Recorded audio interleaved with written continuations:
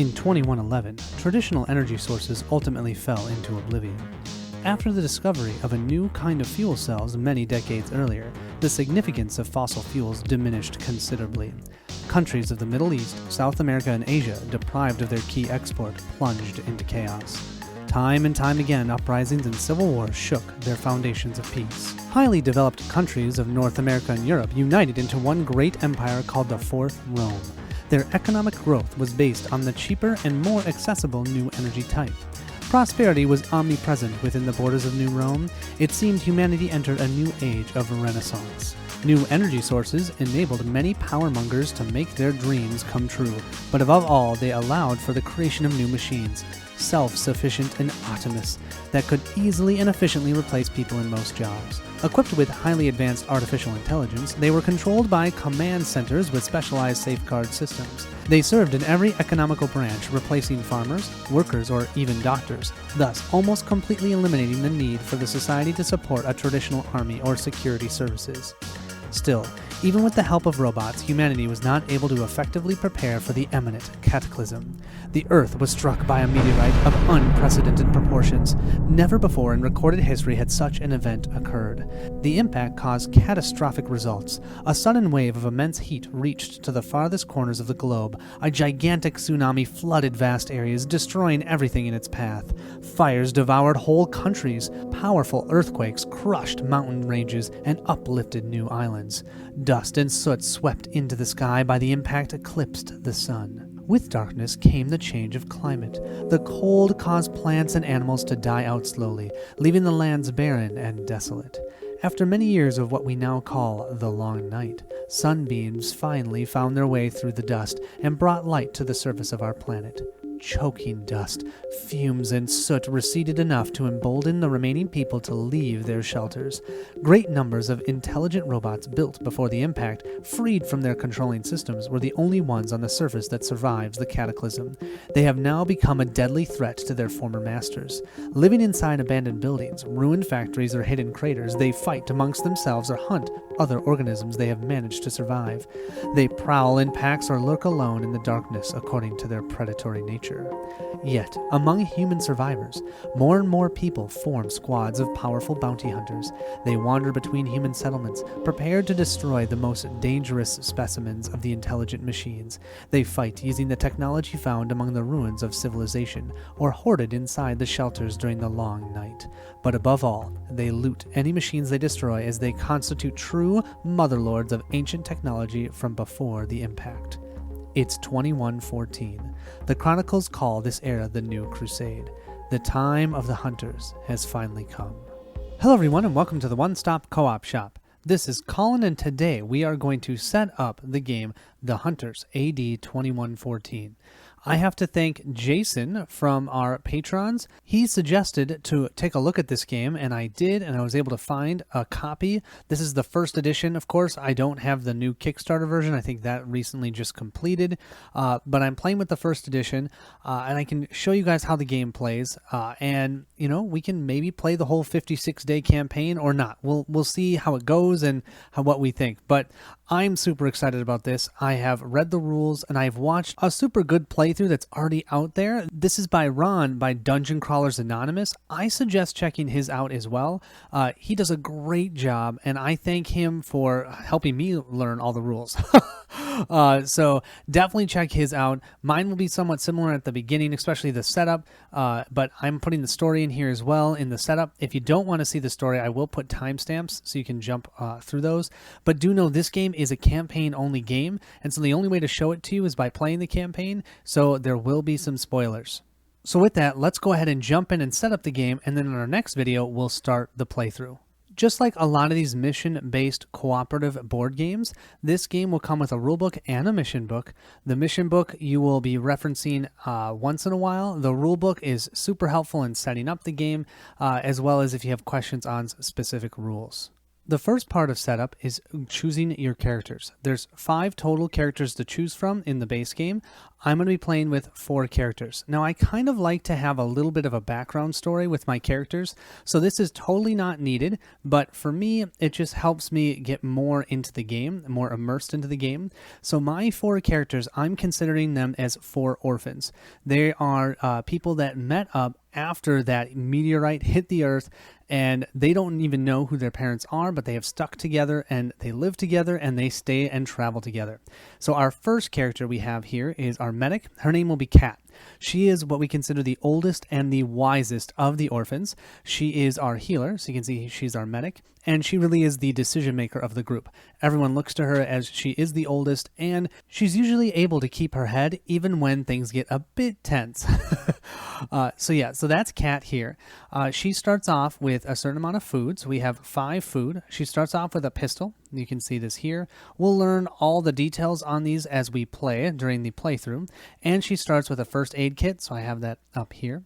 The other important thing you need to do is grab this token. You'll use that for turn order when you're doing the actual missions of the game. You'll use this to track your turns, and then we set up her health and her experience level.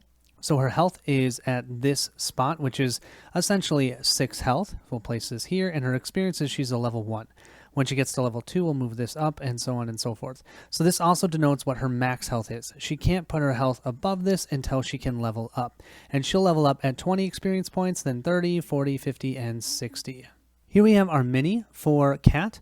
Now, the rest of the group don't know why she wears the eye patch, but they don't want to ask. And I wouldn't want to ask either. She definitely keeps that to herself. The final part for our character to set up is our character cards, action cards. So we have 25 level 1 cards. You can see from up here that denotes it's a level 1. And then we have level 2 through level 6 cards over here. These ones just separate, remove off to the side. You will only be using your level 1s to start with, and don't even worry about shuffling them, because the best part about this game is whenever you go into a mission, you get to pick which starting 5 cards you want to have. I love that in this game. Makes it feel like you just aren't randomly drawing these. You can actually plan, okay, this is what's happening in the mission. Let me grab the cards that I think will help me at the beginning, and then you'll draw from your deck as you go. Next, we have Sal here. She's our sniper. She's the one that's probably the most quiet of the group. She's very resigned into herself. They don't really know why that is, but they're not going to ask her. Whenever they're in fights, she does a great job of just disappearing, and then all of a sudden, when stuff gets tough, boom, person's dead because she shot him from afar. Totally awesome. She is absolutely deadly with her hunting rifle. So yeah, her starting weapon is the hunting rifle. You can see once again health at level 1. She starts with 3 food as well. We'll also grab her level 1 action cards, and you can see it's easy to match which ones they are by the backs of the cards. Here we have Sal's miniature. Now, if you look closely, you'll see that she has a teddy bear wrapped or tied onto her hunting rifle. That was her real sister's teddy bear. Don't know what happened to her real sister. She won't talk about it. But yeah, it's just there to remind her why she does what she does. Next, we have Chad here. Chad really is a Care Bear inside of his heart. He absolutely loves everyone, but if ever anyone messes with his 3 orphan sisters, you better watch out. He will protect them to no end, and he will not forget. I would say he's probably the one that holds the biggest grudges, so you gotta watch out for him. You can see here he's got 3 food. He starts with a machete. He's the only one that has a melee weapon, and he also has goggles. His action deck has the soldier dog tags on it, so that makes it easy for us to tell which is his action deck. He's ready to protect his 3 sisters. Look at his gear. He's got tons of armor. Granted, we don't start with any armor technically, but he's ready for anything. Our final character is our huntress here. This is Danielle. She is the youngest of the group, and the other 3 assume that she had parents from the U.S. because she's a little bit, what's the word, full of herself. She loves to have all the attention, and you can tell that by the weapon that she has, the submachine gun. When you're shooting that, yeah, people are going to pay attention to you. She's got 3 food to start with. Her action deck kind of looks like a spider, so we have that here. She's always worn this fake flower in her hair, and the group thinks that she does that to try and lighten the mood, and it really does help. Many times when the team's down, all you gotta do is look at Danielle. She'll make you laugh. And she's also really loud and rambunctious, so just be ready for that. I did almost forget, we do get to start with a certain amount of morale tokens. All of my characters get to start with 2, except for Chad. Chad will only have 1. Morale tokens look like these, and they can be used for things like adding +1 to your hit value to make it easier to hit people, stuff like that. So you'll see how these work during the playthrough, but just know that we do get a starting morale tokens. I missed that. This is about our intelligence, that's our strength, and this is the maximum amount of implants that we can have. So that's what we have up here for our statistics. Next, you want to grab your base board, and during the game we'll be upgrading our base as well as using our base to create gear and whatnot. We'll also be able to store items that we're not using at a current time in here as well. So the first thing you want to do is grab this time token. It's got 2 sides, a 30 side and then the hourglass side. If I can flip it, there we go. Put it on the hourglass side on day 1. When you get to day 30, you'll flip it to the 30 side, and this is a 56-day campaign, so when you get to the 26th the second time, game's over. If you've completed the main mission, which I have no idea what that even is, which is part of the fun here, if you do finish it though, you win the game. If you don't, you lose. You'll then want to grab all the level 1 room cards, and you get to place 1 out for free. Normally it actually costs you something to build these rooms. We get to start with 1 of these out. We can only build certain gear in certain rooms. So over here we have the forge. That's where we can manufacture melee weapons. You can see that here. Then we have the workshop, and that's where we can create ammo, explosives, equipment. We also have the gunsmith, which is right here. You can produce ranged weapons. We've got the armory over here. That's probably the first one I'm going to grab because we start off with no armor. That means that we're rolling no defense dice, and that probably means we're going to die very quickly. So I'm probably going to start off with this one. We get 1 free build. No matter how many players, you'll only get 1 free build of one of these rooms. Finally, we do have the lab. We can build implants, drugs, and other technology that we could build here. So I'm going to go ahead and move all of these off the board, and we're going to place the armory right here. And we can see here, this denotes it's a level 1 armory. We can actually level up each of these rooms. So you're going to see there's a level 2 armory and a level 3 armory. So what I've done is I've just put them in order, and I'll keep them off of my table. I'll put them in the box, so when I'm ready to start leveling them up, I can go ahead and pull them out. Now, Ron suggested doing this, and I think it's a great idea. You also have all these blueprint cards. Do you see how many there are? There's tons of them. You are not going to be able to build something until you actually gain the blueprint. So what I have done and what Ron suggested doing was putting them in order, first of all, based upon the type. So these ones, like the bulletproof vest, I can build in the armory, and I can build it in a level 1 armory. But in a level 2 armory, I can build the ballistic shield. So I have them, first of all, in order of level 1, level 2, and level 3 of the same type of room. And then I have them in alphabetical order, so it's going to be easy for me to find them or look them up when I go, hey, I could gain that. Do I want to? Is it worth it?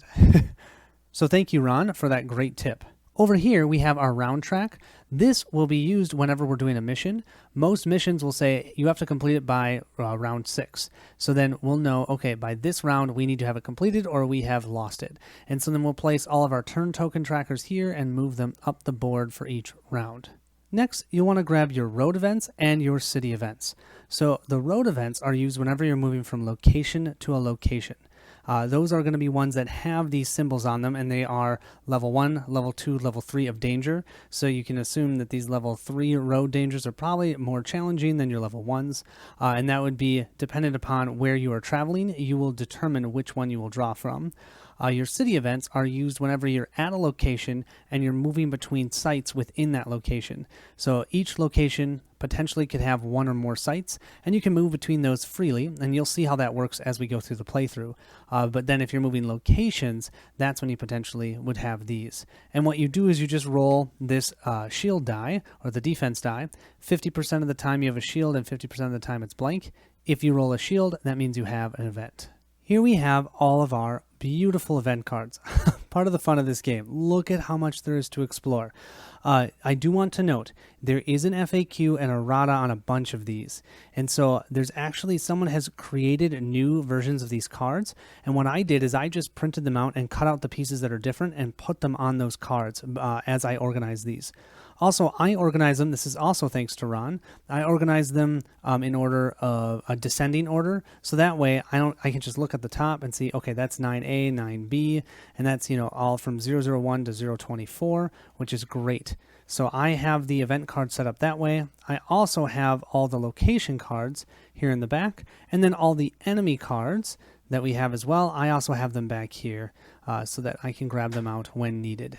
Next, we have all of our tokens for the game. We've got our experience tokens. We've got essentially our energy cells. We've got wounds. We've got all the different types of items that we can find during the game, story events. We've got food that you've already seen, morale tokens. Some tokens I have no idea what they even do.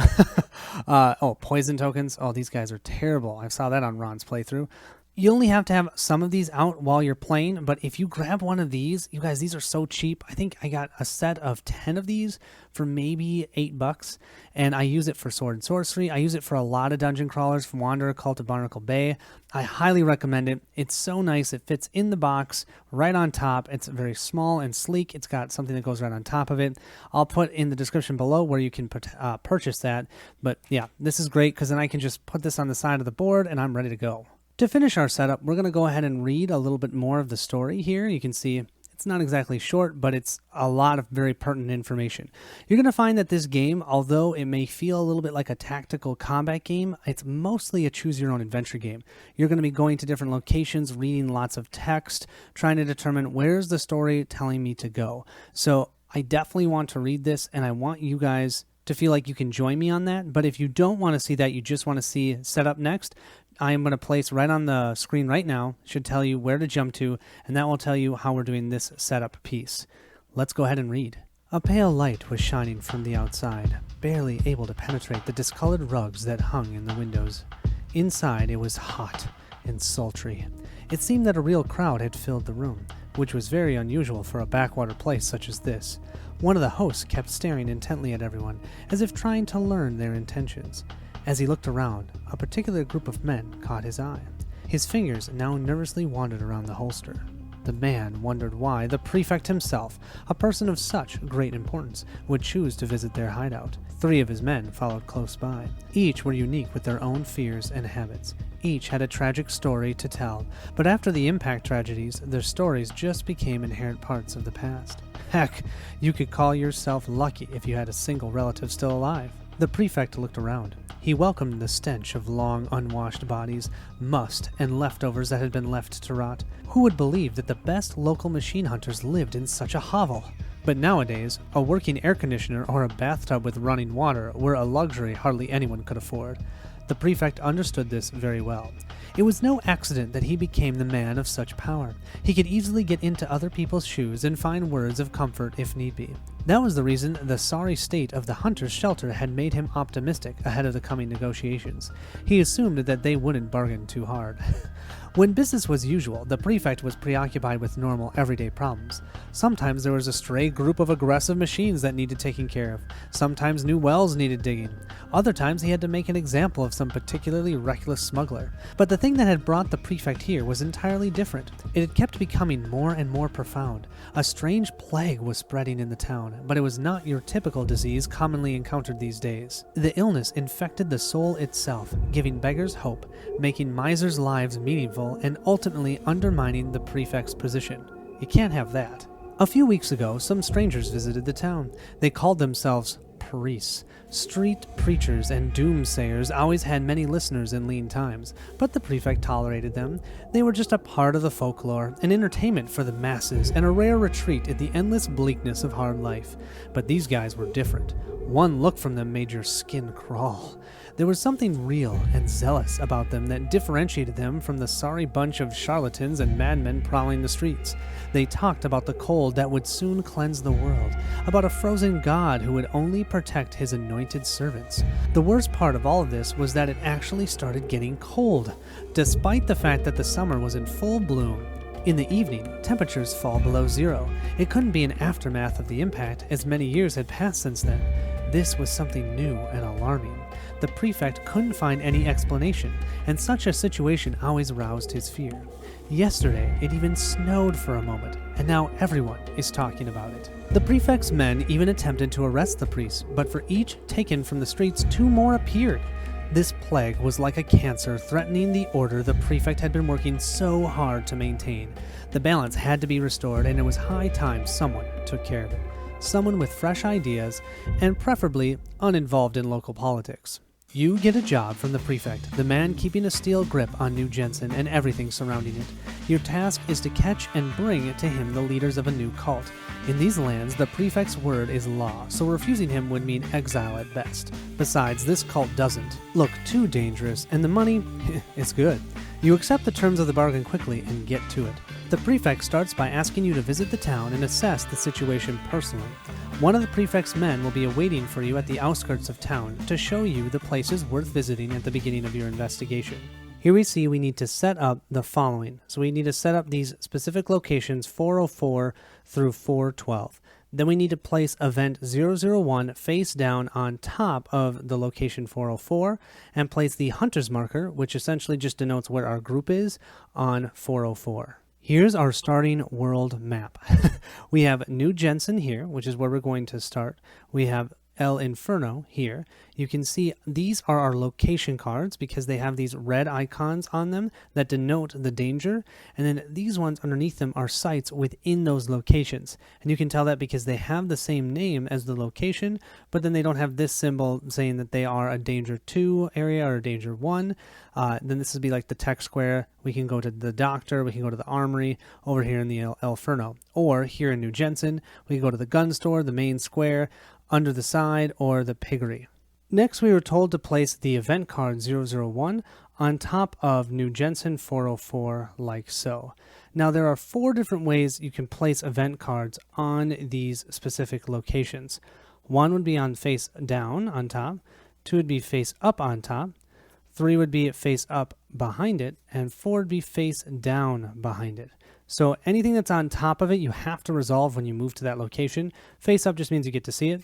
Face down, you can choose. So if I have it face down, I can decide when I want to reveal it, but the moment I reveal it, I can't undo it. And if I have it face up, heck, I could look at it beforehand and decide, well, I can resolve it when I want. So, but right now, we have it face down on top.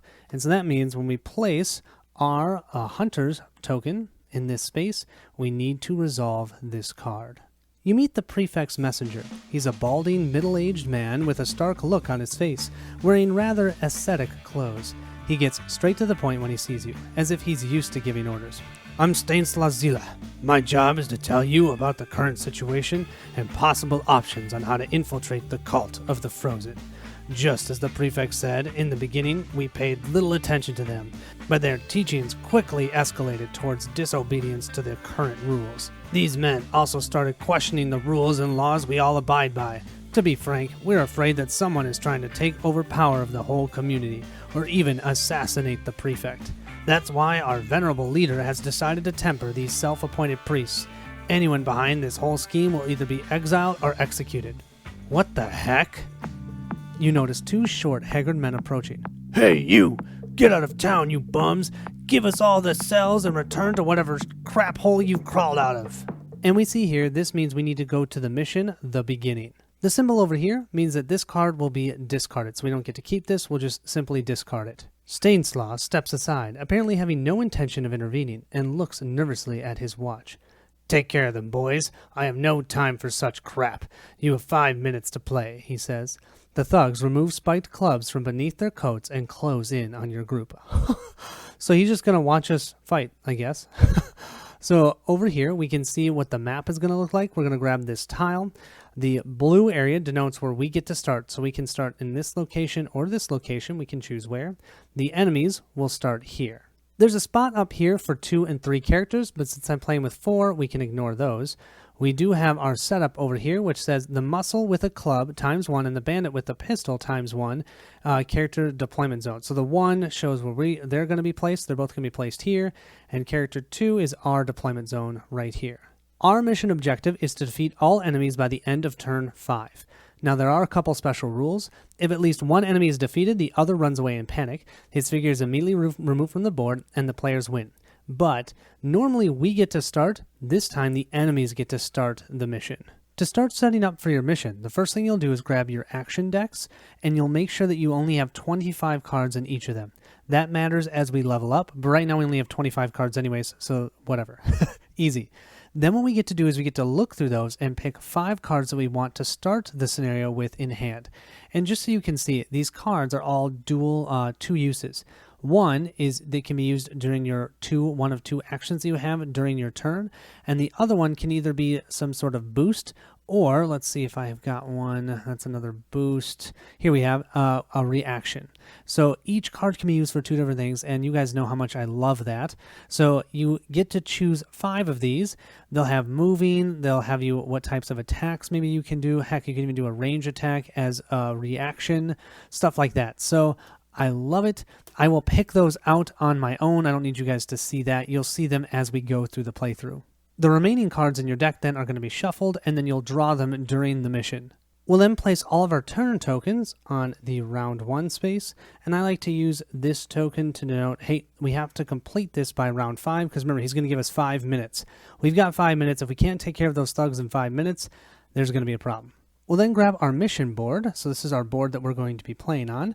There's a couple different symbols that you need to know about. This symbol is called open ground. So each character who enters this space, if they were hidden, they can no longer be hidden because there's nowhere to hide. On this says it's cover. So each combatant trying to hit their opponent on a space that's in cover has their 2 hit value reduced by 1. And in this game, you're actually trying to roll as low as possible. So the lower you roll, the more likely you're going to hit. And enemies can always hit on a 1. Even if, let's say, it's impossible for them to hit us, which that's not going to happen right now. But let's say it was impossible. If they roll a 1, they still hit us. Those jerks. We have 2 enemies for this mission, the muscle with a club and the bandit with a pistol. So I've grabbed their enemy cards. You can see here they're just like Sword and Sorcery, which I really like. Whenever you activate them, and they get 2 activations just like we do when it's our turn, you'll go from top to bottom. The first one that they can do, they're going to activate. So if they're in the same space as us, this guy will just do a melee attack. But if he's farther than 1 space away, then we look here and we see he moves 1 to target and melee attack, or moves 2 to target, and so on and so forth. This guy's a little bit more complicated because he likes to attack range. Up top here, it tells us how much health they have. So they each have 3 health. Over here, it tells you the type of character. So some of them are bionicle or machinery, but these guys are humans, so they have DNA. Down here, it tells you about their weapons, and it tells you how many dice they roll, what their 2 hit value is. Down here, it's going to tell you the type of defense that they roll. So for a melee attack, they roll 1 die for defense. And then over here, if they're getting attacked by range, facing does matter in this game, so it depends on where they're getting attacked by. They'll roll, well, here they roll all 1, so it doesn't matter. But like this guy, if we can get to the side of him, it would be better than attacking him straight on, because straight on he gets to roll 2 blue dice. But if we attack him from the side or from behind, it's only 1 die. And then you can see here, with the ranged weapon, because he does have a pistol, up here it tells you the range, so he can attack at +1, +2, and heck, he can even attack at range 0, so melee, because he's using something, maybe just the butt end of the pistol to attack us. And then it tells us what their 2 hit value is. And that higher that number is, the more likely they're going to hit you, because you're essentially rolling this die, which is a d6. And so if I roll a 3 or less, he's going to hit me. So as you can see here, they have the exact same picture, and you use the same miniature type, so it's an advantage if you do paint them, because what I can do is I can just match the shirts. So my green one is the one with the pistol, and my orange one is the one with the club. I've now placed my characters out on the board. I've placed all 3 of my ranged characters over here, hoping that maybe I can get them to attack my soldier, who's melee anyways, and then they can attack in range, because unfortunately, you cannot attack in range in this game if you're in melee. And the moment they move into your space, you're considered engaged, and you cannot attack range. And that means I would have to have one of my characters here do a parting leap, and that would mean that they would get a reaction attack essentially on us to move out of that space. But we're going to have to do that if we want them to be able to attack. Our goal, though, is just to defeat one of these guys, and they only have 3 health, so hopefully we can do that. So with this, I'm going to end setup. Hope you guys are excited. I'm excited to show you this game. I hope you'll meet me in the playthrough. I will see you at the next stop.